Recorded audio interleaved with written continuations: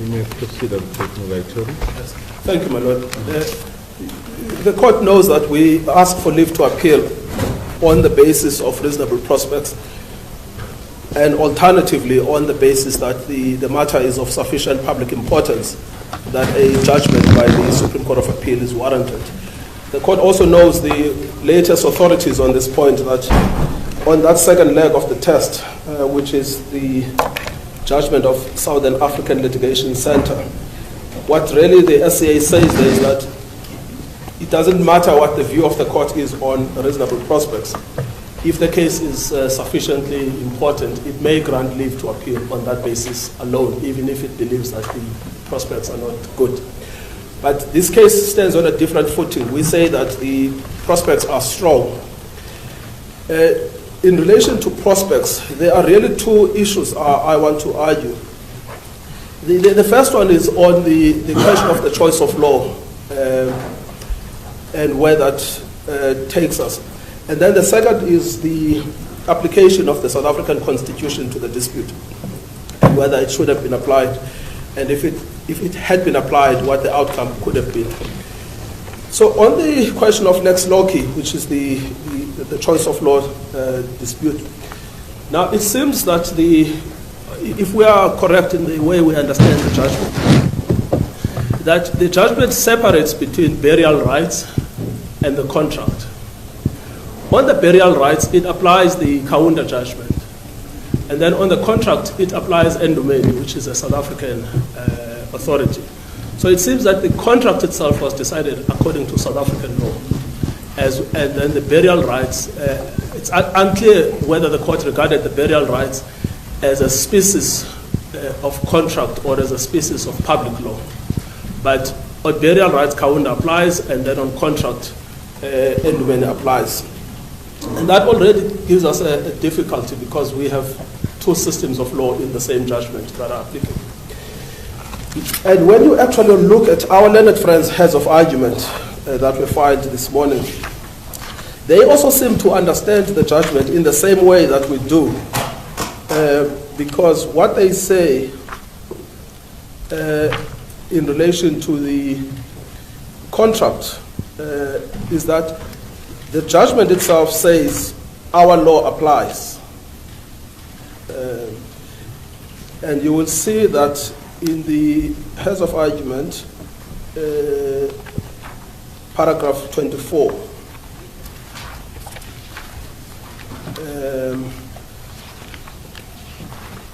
And then you will see there is a reference specifically to Endumeni on the under paragraph, I want to see, paragraph 16. So it seems both parties understand the judgment similarly, that burial rights is Zambian law, the contract is South African law. Let me start then with the contract, what South African law is on contract, because that's what we'll try to spend a little bit of time exposing in our written argument.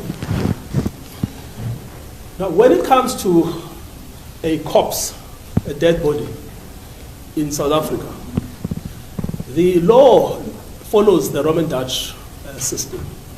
In fact, when we research this, it comes all the way from the Roman law. It's affirmed by Foot as well as Hugo de Groot in their exposition of the law. They both say that a corpse is outside the realm of contract. No one can contract about a corpse. A contract over a corpse is ipso facto contra bonus mores, something that cannot be contracted upon. Foot, as well as Hugo de Groot, have been affirmed in several judgments that we have traced. So if I could take the court to our judgments, our heads of argument. So we deal with this from paragraph 32 of the heads of argument. So we say that our common law, which is now given effect to by the Constitution, The position was that Roman Dutch law proscribed the contract over a corpse because the human body and its part were classified as res extra commercium, things outside the sphere, the commercial sphere, in this case the contractual sphere. A corpse was not regarded as a thing that could be owned and thus capable of being transacted over by contracting parties. Indeed, according to Professor Price, and that's the article that was published in the South African Law Journal, which we've attached there, it's called Legal Rights and Duties in Regard to Dead Bodies, Postmortems, and Dissections. The deceased executor and or their spouse and heirs had a restricted legal right of possession, which conferred on them the right to bury the body in accordance with the wishes of the deceased. Now, in terms of the will, it says. Yes. In the absence of the will, you will then see what happens when there is no will. When there is no will, the judgments then start from paragraph 33.1. Sage versus Scutts, 1971, it's a Transvaal decision, where the portion we've cited says matters affecting the disposal of a corpse are really subject to litigation, with the result that there is very little modern guidance on the subject as a whole. But applying general legal principles, it would seem reasonably clear that the primary duty of the executor, or failing him, the surviving spouse, child, parent, or other near relative, is to dispose of them in accordance with the terms of the will, provided that this is not impossible, too expensive for the executor to bear, or unlawful. It has been stated that in English law, the executor is not bound to obey the terms of the will in this particular regard. Even if this proposition is correct for English law, it does not follow that it is correct for Roman Dutch law. Grotius, that's the other name for Hugo de Groot, specifically says that a will, besides disposing of the deceased property, may deal with other matters such as guardianship of his children and directions as to his burial. It is taken for granted that the heir must carry out the terms of the will as far as possible. It therefore follows that in our law, directions in the will as to the disposal of the body must, if possible and lawful, be followed. Now, what then happens when there is no will? Firstly, if you have a will, it must be followed if possible. We deal with this 33.2. The court also cited Foot, and that's another Roman Dutch authority on the point, who similarly says that under Roman Dutch law, if the deceased did not impose the duty of burial on anyone, the matter would affect those who have been named in the last will as heirs. If no one has been so named, it affects the legitimate children or the blood relations, each in their order of succession. So, and then that authority is then followed in paragraph 33.3. So no one has been appointed to dispose of the human remains. Then human versus human then deals with us a 1975 authority. If the deceased has appointed no one to perform them, that is the funeral rites, the duty falls to the heirs nominated by the will. If no heir is nominated, the legitimate or cognate heirs who succeeded must do so. Failing this, the duty of burying the deceased falls on the civil authorities at the expense of the estate. And then again, Tsaula, which is a case that comes after human, where it says, it is quite clear that it is the duty and therefore the right of the heir to bury the deceased and to use his discretion in doing so where no testamentary directions have been given. That's Tsaula, it's a 1976 judgment. And then a year later, Mbanjwa versus Mona, again, 1977. Then 1984, Kumalo versus Kumalo, Sekeleni, 1986, Kalaba, 1990. Then it runs all the way. Basically, the law is this. You don't contract over human remains. A corpse is dead. It's not a property. It cannot be contracted upon. What you do, you follow the law of succession. If there is a will, you follow the will. If there is no will, the law of interstate succession applies. So if you are dead and you are a husband, your remaining wife takes the decision. If the wife is also deceased or incapable of taking the decision, the children take the decision. If the children are incapable, your parents take the decision. If the parents are incapable, your siblings take the decision. But if the wife and the children cannot agree? Yes, And those the deceased died intestate. yes, the wife then takes the decision because it's the heir. So the executor will generally follow the will, but the heir will then make a decision because that's the surviving spouse. But in case of intestate succession, the wife is an intestate heir and the children. Yes, Also depending on the value of the estate. yes, And now, the wife, you may find that it's in a case where the husband maybe, let's say, married another person yes. and has got children with other spouses. Is it also your submission that they cannot negotiate about the burial if No, they don't agree?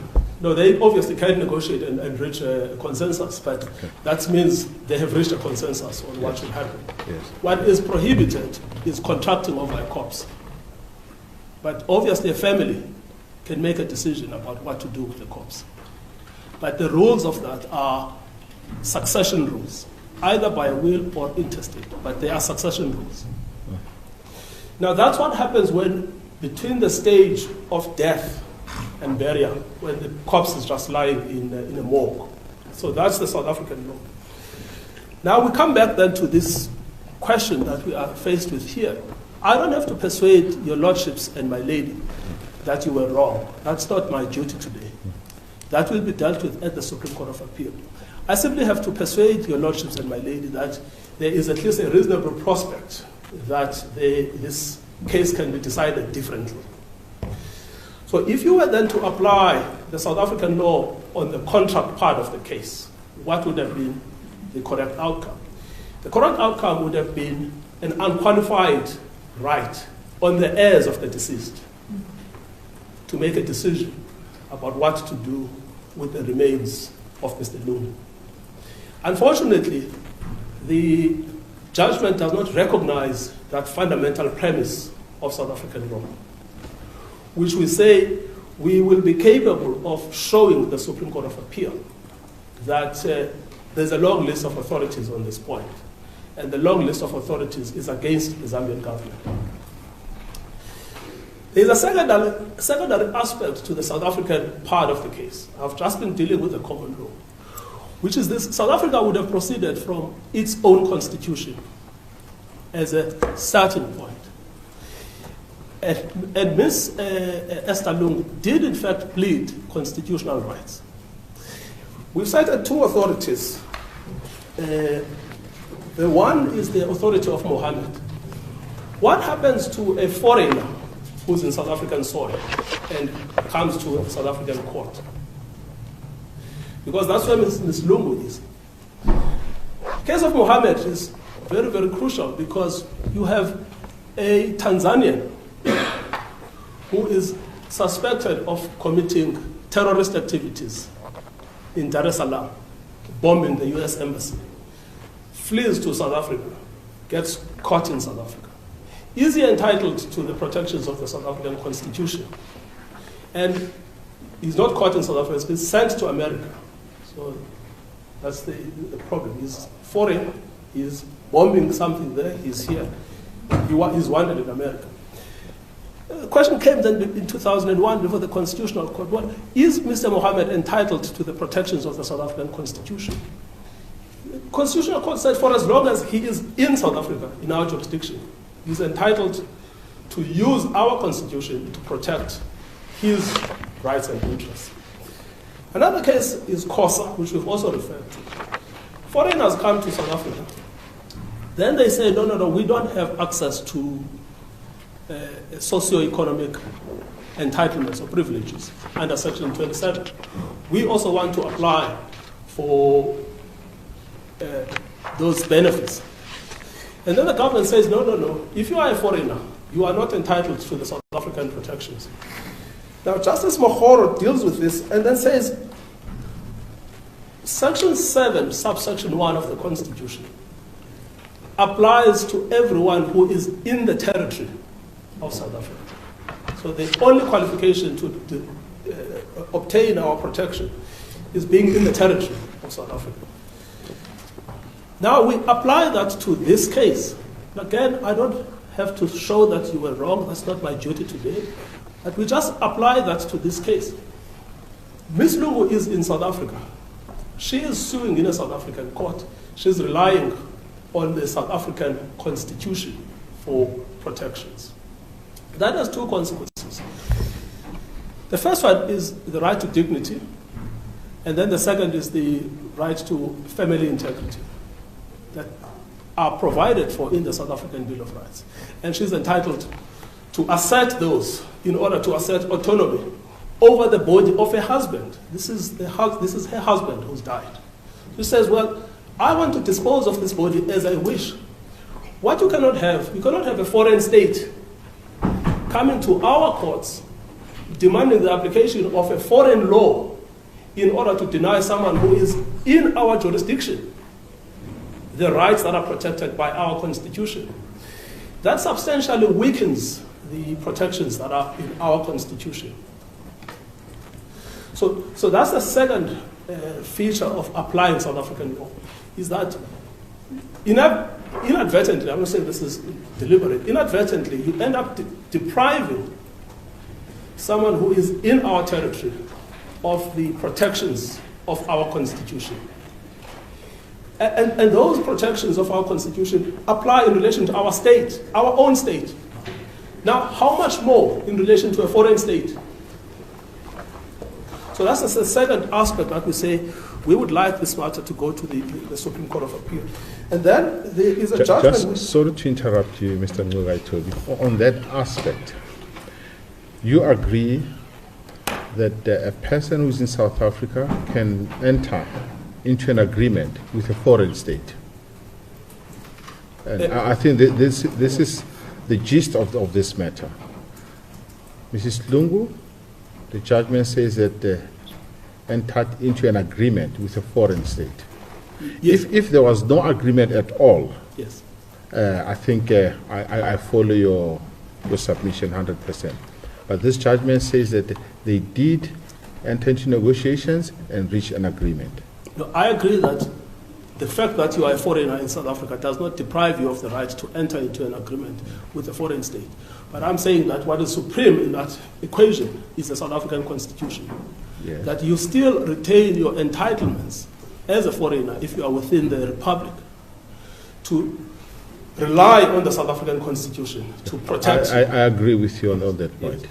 Now, the problem, again, this was an issue that was disputed on the papers, right, about what is the status of FAA 7 versus FAA 9. It was disputed. But the point I'm making is that that contract must itself be consistent with South African law. You cannot enter into an agreement that is inconsistent with South African law. You have to enter into a contract that is recognized in South African law. And you can't have a foreign state that demands the application of foreign law in a South African court, because that denudes the South African Constitution of its autonomy within its territory. And Zambian law, there was nothing here that suggested that Zambian law is extraterritorial in its application. Zambian law is not extraterritorial. It applies in Zambia, not here. This point, this is now the third part, I'm going to close the discussion on the contract, is dealt with in the judgment of East Asian Consortium versus MTN. This question about Lex Loci is reported recently in 2025, volume 5, SA 33. And there are two judgments that are delivered. There's a judgment by Justice Unterhalter for the majority and Justice Molemela for the minority. Justice Unterhalter, between paragraphs 99 and 110, deals with the rules of resolving a Lex Loci problem. In that case, it is a delict. So what the issue in that case is that MTN is accused of bribing Iranian generals in order to secure a contract in Iran. But the litigation is in South Africa. that they must pay damages to a certain company that lost out on the bid because of the bribery. The question then that arises is which law should apply, Iranian law or South African law? And Justice Unterhalter starts with explaining what the rules of private international law are. And he says it's the court that has the closest connection to the suit. And then Justice Molemela makes this point I've been making, that those rules are themselves subject to the South African Constitution because it's supreme in relation to our territory. It's supreme. So even where you've got a Lex Loci dispute, where you say in the Lex Loci dispute, I'm going to carve out this area for Zambia, it's still subservient to the South African Constitution if the dispute is being litigated in our territory.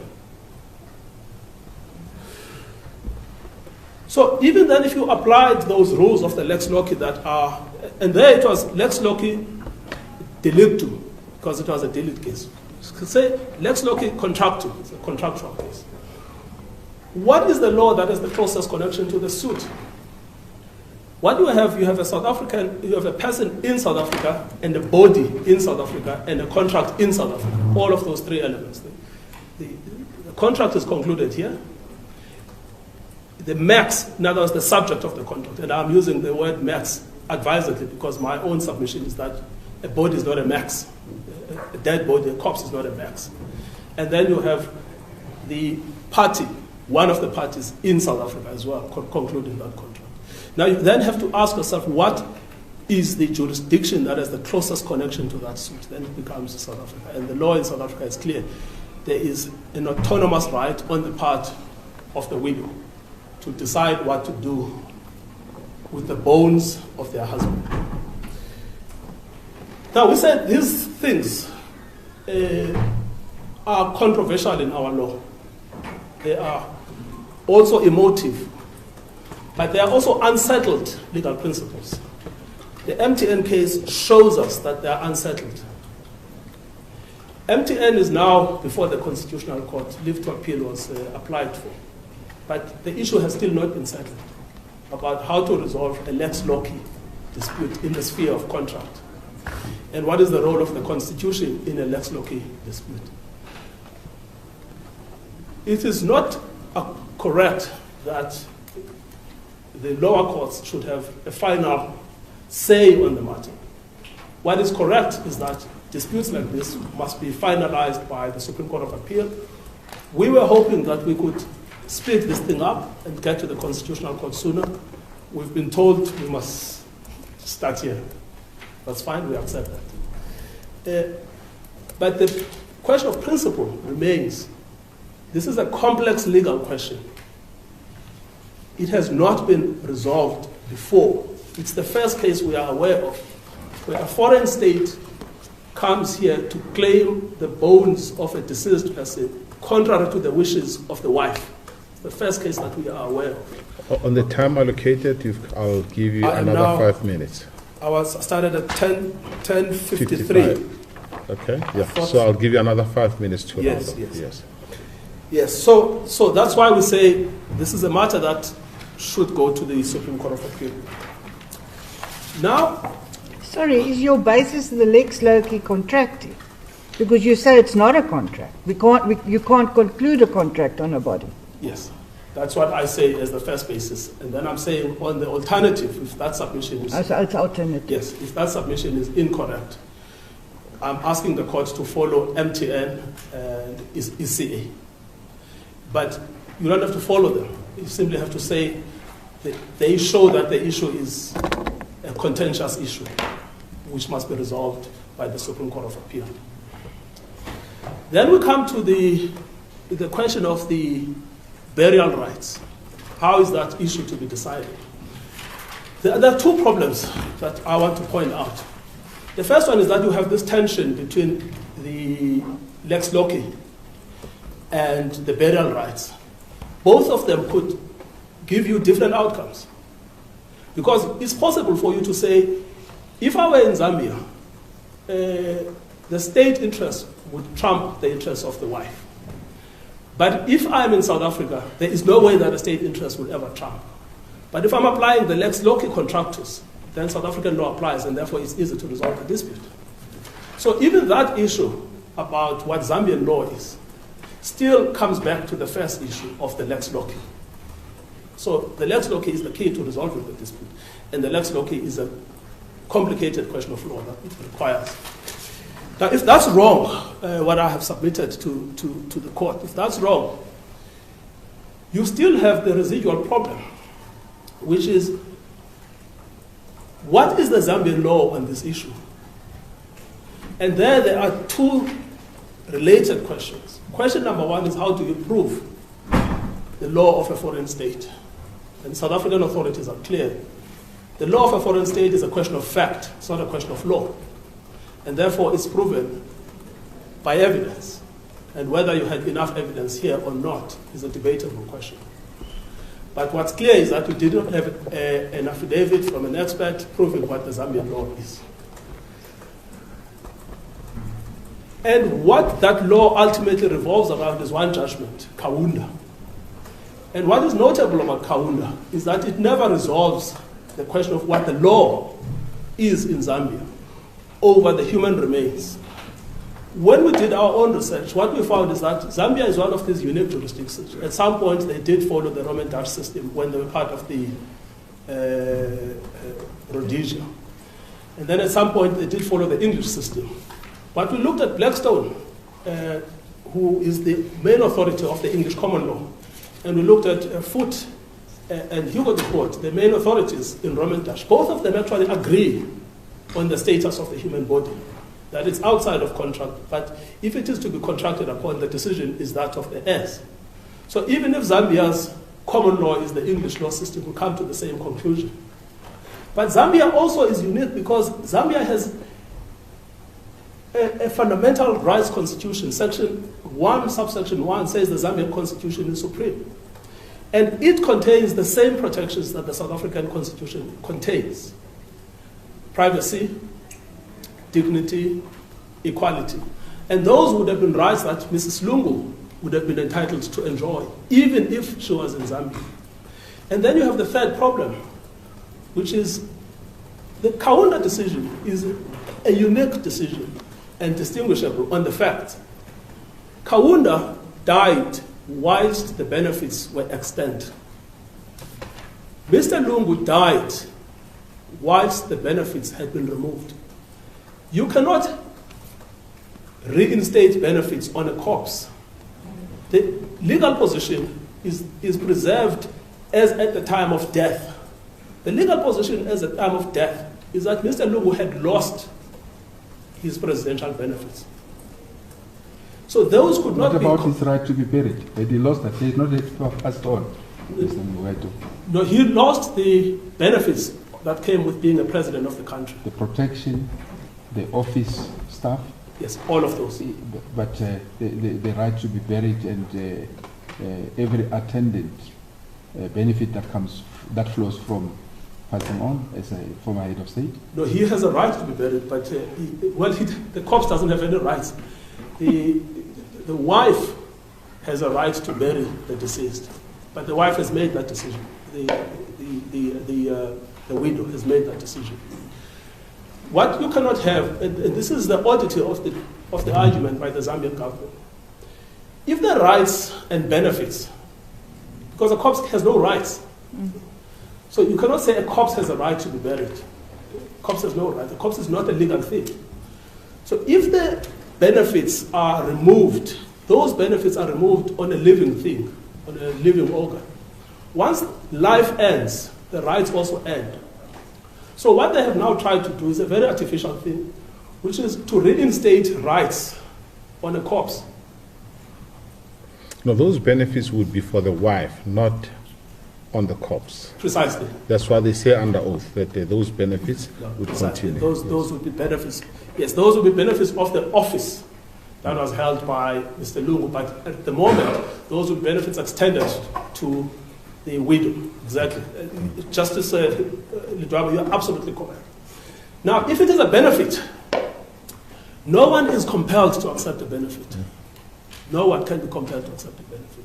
It imposes no obligations on her at all. Yes, but did the Kwanda judgment say it's just because of the benefits? No, it did say that it's because of the status Yes. of the former president. And his status remains that of a former president. Well, yes, the problem remains that the benefits attaching to that status were removed. And one of the benefits is getting your burial paid for by the state, which confers on the wife. And that is the critical problem. And the fundamental problem, though, with Kaunda is that it does not say that this is the law in Zambia. And it never engages with the rights of a widow when the widow says, this is what I want to do with the bones of my husband. It never engages with that. And then it makes But this judgment, the way I understand it, is not saying the Zambian government should impose the Kaunda judgment when the corpse is in Zambia. This judgment here. Yes. No, I would say this judgment is even more invasive because the corpse is here. It says the corpse must be repatriated. Based on the agreement. Oh, yes. No, I agree. If the true ratio is the agreement, then I don't have to advance what I'm advancing because I've said enough about the agreement. Okay, thank you. Mr. Last question from me. I hear you say, and I understand what you say, unique set of facts should go to the ECL. But it's so fact specific. Will it ever be a ratio for another decision? Yes, we would submit that the question as to a foreign state.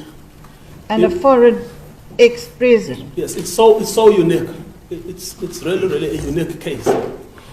But it cuts both ways. It's the uniqueness of the case that requires the authoritative statement of the Court of Appeal because of the consequences that it has for our Constitution. But as I say, it's so fact-specific. Will it really be a precedent for something else? Who knows? Who knows? We don't know, but I think that the uniqueness of these facts shows that it's actually something that Mohammed, for instance, we always thought was an extreme case. But in 2012, we had another judgment in Botswana on similar facts. And no one could have thought that the Mohammed judgment would be used again. Since the Botswana case, we haven't used Mohammed again. But there's something unsettling, Justice Kotaren. There's something unsettling about a foreign state coming to our courts and demanding that its law must be applied extraterritorially. That is a deeply disturbing precedent. And that's, we say that let the SCA resolve that problem. Okay. Thank you, Justices.